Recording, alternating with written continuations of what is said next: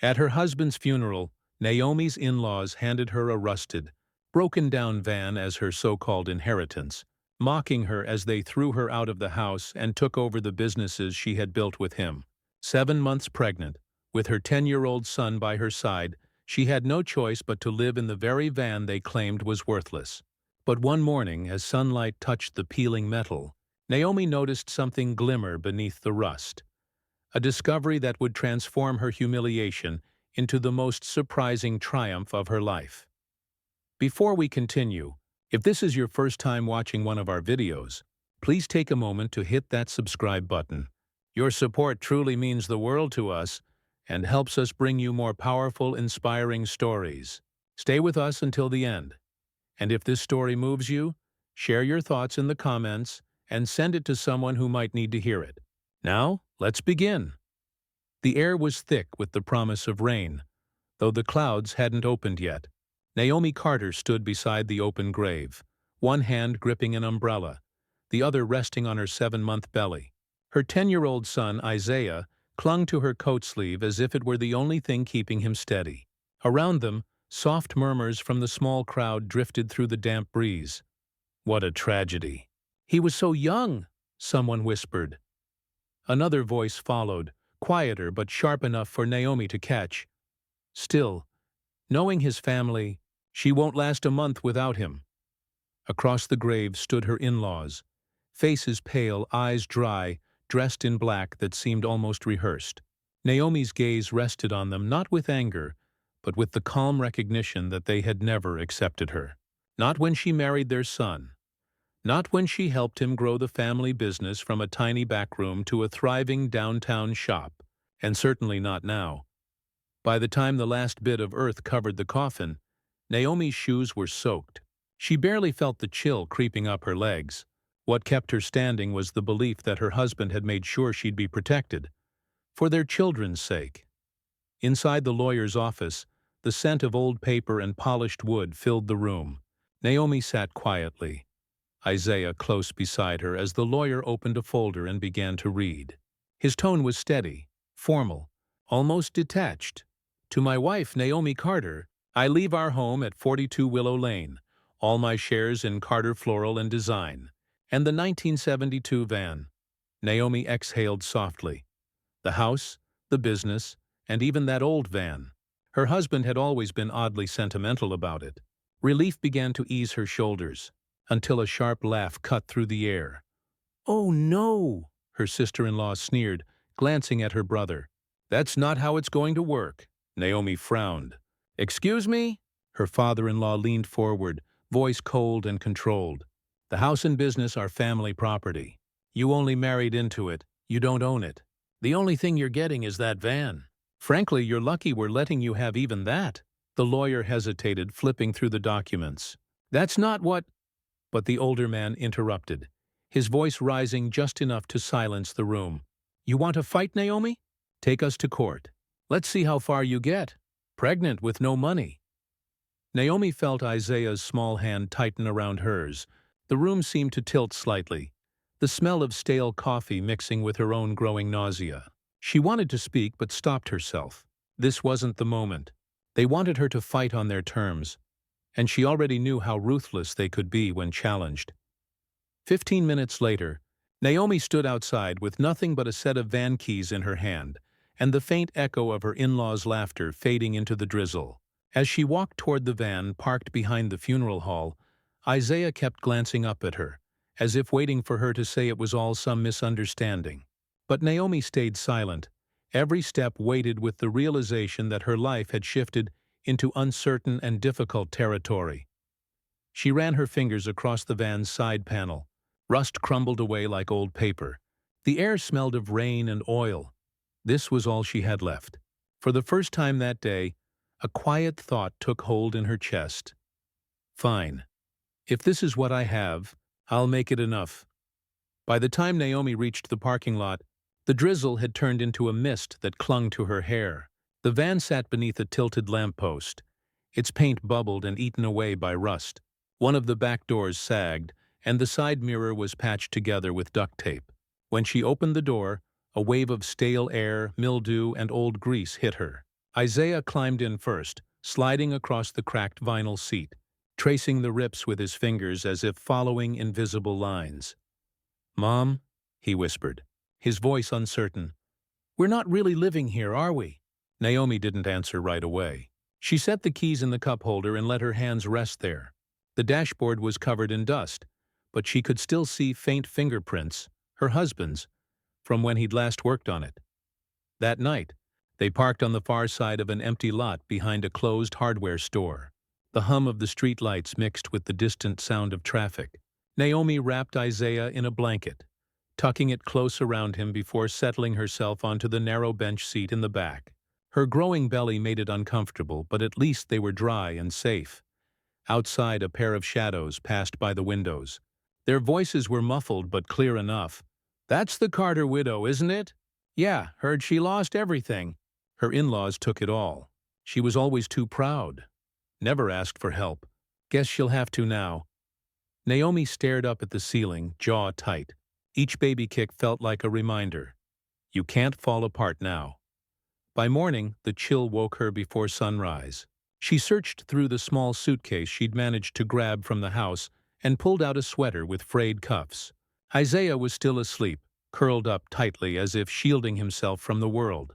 She kissed his forehead, then stepped outside into the gray dawn. She had no house, no business, and no safety net. Only a rusted van and a determination to make something of it.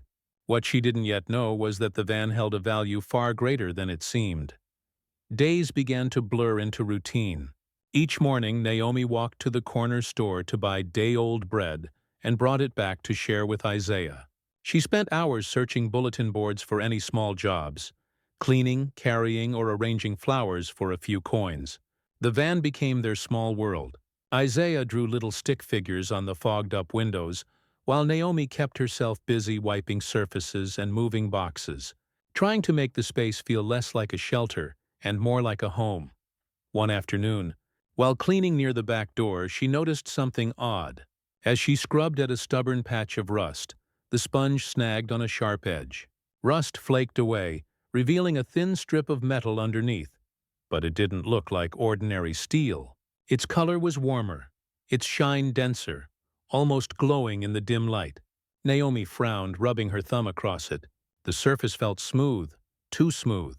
She pressed harder, scraping away more of the brittle rust. The sliver widened and caught the sunlight just right. For a moment, it wasn't like any paint she had ever seen. It was the color of something lasting, the color of wealth. Gold. Naomi blinked and stepped back, her heart steady, not racing with excitement, but pulsing with quiet caution. In her mind, she heard her husband's voice echo faintly. "That van's our safety net." She had always thought he meant it sentimentally. Naomi pressed her palm against the panel. It felt unusually heavy, far more than it should have been. The truth settled slowly, like a sunrise. She didn't need to rush to understand that this discovery could change everything. Yet she didn't shout, didn't smile. Instead, she picked up the sponge, brushed away the rust flakes on the floor, and whispered softly, "Not yet." Because this wasn't just luck. It was a secret. And secrets were safest when guarded. Naomi didn't hurry. Each day after, she worked as if nothing had changed, keeping the gold hidden in plain sight. The less attention she drew, the more secure she felt. She started small. One weekend, she quietly pried a thin strip of metal from the inside of the rear door, just enough to fit in her coat pocket. She sold it to a discreet jeweler across town, one who didn't ask questions. The money she received was more than she'd earned in months. With it, she bought new clothes for Isaiah, prenatal vitamins, and enough food to eat without counting every bite. By the second sale, she had saved enough to rent a small corner stall in a quiet marketplace. It wasn't much, but it was a start. With a few used vases and wholesale flowers, Naomi began arranging bouquets again. Her fingers, once stiff from cold nights in the van, remembered their old rhythm. The same skill that had helped build her and her husband's flower shop years before. People noticed. "Who's the new florist?" "She's got talent," one passerby murmured. "Isn't that Carter's widow?" Another replied, "I thought she was living in a van." The whispers didn't bother Naomi anymore. If anything, they pushed her forward. She arrived before dawn, stayed long after sunset, and spent only what was necessary. Every extra coin went back into her business. Better flowers, better tools, better displays. Meanwhile, the van stayed parked beneath the same leaning lamppost, untouched and unremarkable. Naomi treated it like an old, rusted vehicle, never revealing that its panels hid a fortune. Across town, her in-laws were drowning in the consequences of their greed. The businesses they'd taken began to collapse under poor management.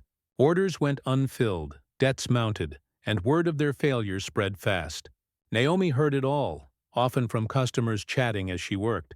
"Did you hear? The Carter family can't pay their suppliers." Not surprising. They never did the work themselves. Naomi never joined in. She simply smiled faintly, arranging lilies or roses, letting the fragrance of fresh blooms hide the quiet pride growing inside her. Because she knew, gold wasn't the only thing that could grow in silence. So could strength. By the time Naomi's daughter was born, the small market stall had grown into a bright corner flower shop, marked by a green awning and a name written in gold letters, Isa and Rose, named after her two children. Inside, the air carried the gentle fragrance of lilies, peonies, and eucalyptus. Customers came not only for the flowers but also for how Naomi made them feel, noticed, appreciated, and welcome. She remembered names, special dates, and always tucked a small sprig of baby's breath into every bouquet for good fortune. Her in-laws' downfall was no longer whispered about. It was front-page news. Carter Floral Chain declares bankruptcy. Carter family estate listed for immediate sale. Naomi read the headlines without a smile, but deep inside, there was a quiet sense of justice. The empire they had taken from her had collapsed under the weight of their own greed. One afternoon, while Naomi was wrapping a bouquet for a young bride, the shop door creaked open. Standing there was her father-in-law, thinner than she remembered, his suit worn at the edges. Behind him followed her sister-in-law, her posture no longer carrying that same effortless pride. "Naomi," her father-in-law began, his voice quieter than she'd ever heard it. "We've hit a rough patch. The house is gone. The business, too. We just need a place to stay for a little while." Naomi kept her hands steady, arranging eucalyptus in the bouquet, the soft leaves brushing against her fingertips. She didn't look up until she tied the ribbon neatly around the stems. "I remember," she said finally, her tone calm, "the day you told me that the van was all I deserved, that my children and I didn't deserve anything better." She looked at them then, not with anger, but with the same steady focus she used when deciding which flowers to trim and which to let bloom. Her sister-in-law's eyes flickered toward the gold-lettered shop sign, then down to the gold-plated pen Naomi used to write receipts. Understanding settled in her expression. Naomi gently slid the finished bouquet across the counter to the waiting bride. "I'm afraid I don't have space," she said softly but firmly. "Some things are too small to hold the weight of those who once tried to break them." They left without a word, the small bell above the door chiming as it closed. Naomi exhaled slowly. What she felt wasn't revenge. It was freedom. By the time Naomi's daughter was born, the modest street stall had blossomed into a bright corner flower shop with a green awning and a name written in gold script. Isa and Rose, a tribute to her two children. Inside, the air was filled with the fragrance of lilies, peonies, and eucalyptus. Customers came not only for flowers but for how Naomi made them feel. Noticed, appreciated, and welcome. She remembered names and anniversaries, always tucking a small sprig of baby's breath into each bouquet for good luck. Her in-laws' downfall was no longer gossip. It was printed news. Carter Floral Chain declares bankruptcy.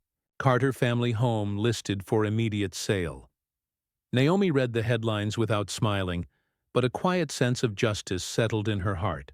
The empire they had taken from her had fallen under the weight of their own arrogance. One afternoon, while wrapping a bouquet for a young bride, the shop door creaked open. Her father-in-law stepped inside, thinner than before, his suit frayed at the elbows. Behind him walked her sister-in-law, no longer carrying the same effortless pride. Naomi, he said again, voice subdued. We've had a hard time. The house is gone, the business too. We just need a place to stay. For now. Naomi continued tucking eucalyptus into the bouquet, her fingers calm and steady. She didn't lift her gaze until the ribbon was tied. I remember, she said quietly, the day you told me that the van was all I was worth, that my children and I deserved nothing more. She looked at them evenly, not with resentment but with composed clarity, the same kind she used when deciding which flowers would thrive and which would fade. Her sister-in-law's glance moved from the golden shop sign to the gold pen in Naomi's hand. The understanding showed in her eyes, clear as sunlight. Realization flickered in her sister-in-law's eyes. Naomi gently slid the finished bouquet across the counter to the waiting bride. I'm sorry, she said softly but with quiet strength. I don't have space. Some things are too small to carry the weight of those who once tried to break them. They left without a word, the little bell above the door ringing softly, marking the end of a chapter. Naomi exhaled slowly. What she felt wasn't revenge. It was freedom. Evening light streamed through the shop windows, casting a warm golden glow over the flowers. Naomi sat at the counter, her newborn resting in a woven basket beside her, while Isaiah drew in his notebook across the room. Through the window, she could see the old van still parked in the same spot it had been on that first night, rusted, silent, and unremarkable. No one passing by would ever guess that its worn frame had changed her entire life.